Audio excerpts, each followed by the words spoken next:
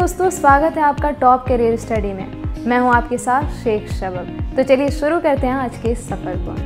यदि आपने MBA की डिग्री हासिल कर लिया है और एक अच्छा करियर विकल्प पर विचार कर रहे हैं, तो आज के इस वीडियो में हम आपके लिए लेकर आए हैं MBA के बाद उपलब्ध टॉप कैरियर ऑप्शन। चाहे आप हाल ही में MBA ग्रेजुएट्स हुए हों या भविष्य में MBA करने पर विचार कर रहे हों, यह वीडियो आपकी डिग्री पूरी करने के बाद क्या करना है इसके बारे में बहुमूल्य जानकारी प्रदान करेगा।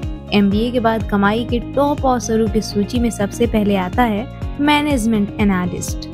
मैनेजमेंट एनालिस्ट एक ऐसे पेशेवर होते हैं जो मौजूदा व्यावसायिक प्रक्रियाओं का विश्लेषण करके समय और धन बचाने वाले परिवर्तनों की सिफारिश करके संगठनों को उनकी दक्षता और लाभप्रदता में सुधार करने में मदद करता है। वे ऐसे व्यावसायिक अवसरों की पहचान करते हैं जो संगठन को अधिक राजस्व उत्पन्न करने और दीर्घकालिक लाभप्रदता लक्ष्यों को पूरा करने में मदद करेंगे।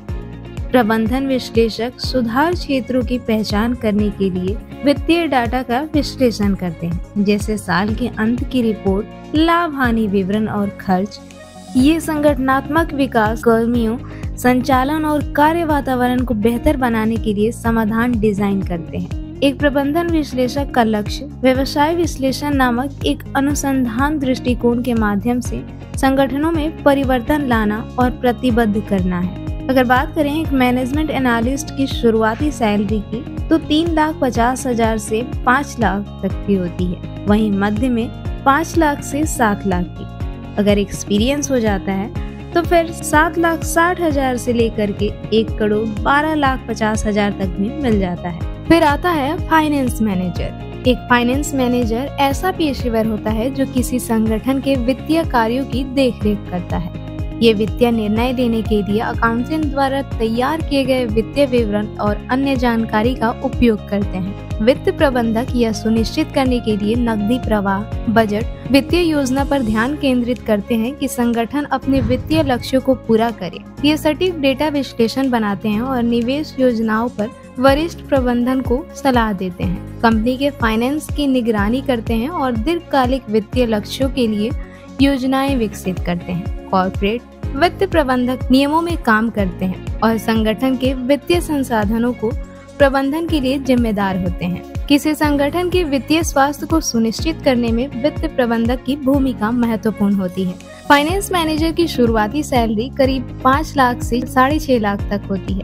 वहीं मध्य की 6.5 से 8.5 लाख तक और एक्सपीरियंस होने के बाद 8,60,000 से 1,43,50,000 तक भी मिल सकता है। तीसरे नंबर पर आता है मार्केटिंग मैनेजर। एक मार्केटिंग मैनेजर उत्पादों और सेवाओं के बारे में जागरूकता बढ़ाने और मांग उत्पन्न करने के लिए मार्केटिंग अभियानों के आयोजन और प्रबंधन के लिए जिम्मेदार होता है। यह पूरे संगठन या व्यवसाय के क्षेत्रों के लिए रणनीतिक विपणन योजनाओं को विकसित, कार्यान्वित और निष्पादित करते हैं। विपणन प्रबंधक रुझानों और उपभोक्ता प्राथमिकताओं की पहचान करने के लिए बाजार अनुसंधान करते हैं, जो विपणन रणनीतियों को सूचित कर सकते हैं। मार्केटिंग मैनेजर की शुरुआती सैलरी 4,50,000 से 6 लाख, मध्य कैरियर में 6 लाख से 9 लाख, वहीं एक्सपीरियंस होने के बाद 9 लाख से 13,50,000 तक मिल सकता है। इसके बाद आता है फाइनेंशियल एडवाइजर। ये एक ऐसे पेशेवर होते हैं जो व्यक्तियों को उनके फाइनेंस का मैनेजमेंट करने में मदद करते हैं। ये निवेश, बीमा और कर जैसे मामलों पर व्यक्तिगत मार्गदर्शन प्रदान करते हैं। वित्तीय सलाहकार ग्राहकों को आम नुकसान से बचने और अपने लक्ष्य तक पहुंचने के बारे में सलाह देकर उनके वित्तीय भविष्य के बारे में सूचित निर्णय लेने में सहायता करते हैं। ये ग्राहकों को निवेश रणनीति विकसित करने, उचित बीमा पॉलिसियों का चयन करने और ब्रोकरेज सेवाएं प्रदान करने में भी मदद कर सकते हैं। एक फाइनेंशियल एडवाइजर की शुरुआती सैलरी की बात करें तो करीब 3 लाख से 4.5 लाख, मध्य कैरियर में 4,50,000 से 7.5 लाख तक, वहीं एक्सपीरियंस होने के बाद 7.5 लाख से 1,87,50,000 तक भी मिल सकता है। आखिर में हम बात करेंगे बिजनेस ऑपरेशन मैनेजर की, जो किसी संगठन के दिन प्रतिदिन के कार्यों की देखरेख के लिए जिम्मेदार होते हैं। ये यह सुनिश्चित करते हैं कि व्यावसायिक प्रक्रियाएं कुशल और प्रभावी हैं तथा संगठन अधिकतम लाभप्रदता पर काम कर रहा है। संचालन प्रबंधक आपूर्ति श्रृंखला प्रबंधन, उत्पाद डिजाइन, पूर्वानुमान, गुणवत्ता नियंत्रण, वितरण प्रबंधन और इन्वेंटरी प्रबंधन जैसे कार्य करते हैं। एक बिजनेस ऑपरेशन मैनेजर की शुरुआती सैलरी 4.5 लाख से 6 लाख, मध्य कैरियर में 6 लाख से 9 लाख, वहीं एक्सपीरियंस होने के बाद 9 लाख से 13.5 लाख प्लस तक मिल जाता है। तो ये थे MBA के बाद कमाई के टॉप अवसर और उससे संबंधित जानकारी। इसके अलावा अगर आप एक ब्यूटी एक्सपर्ट बन सिक्योर और ग्लैमरस करियर बनाना चाहते हैं तो भारत की नंबर 1 ब्यूटी इंस्टीट्यूट मेरी बिंदिया इंटरनेशनल एकेडमी, जो ब्यूटी एंड मेकअप इंडस्ट्री में करियर बनाने के लिए भारत की बेस्ट एकेडमी है। यहाँ से आप मास्टर इन कॉस्मेटोलॉजी कोर्स, जिसे इंडिया के बेस्ट कॉस्मेटोलॉजी कोर्स माना जाता है, कर सकते हैं। यहाँ के कोर्स के सर्टिफाइड स्टूडेंट्स की देश के साथ साथ विदेशों में भी काफी डिमांड रहती है।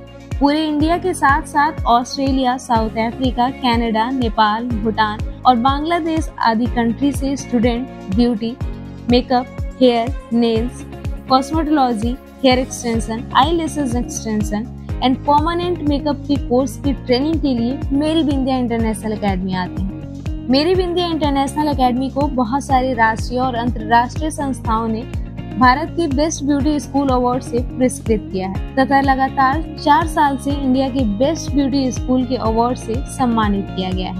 Meri Bindiya International Academy ISO, CIDESCO, IBE तथा भारत सरकार द्वारा मान्यता प्राप्त एकेडमी है। मेरी बिंदिया इंटरनेशनल एकेडमी का सर्टिफिकेशन ग्लोबली वैलिड होता है।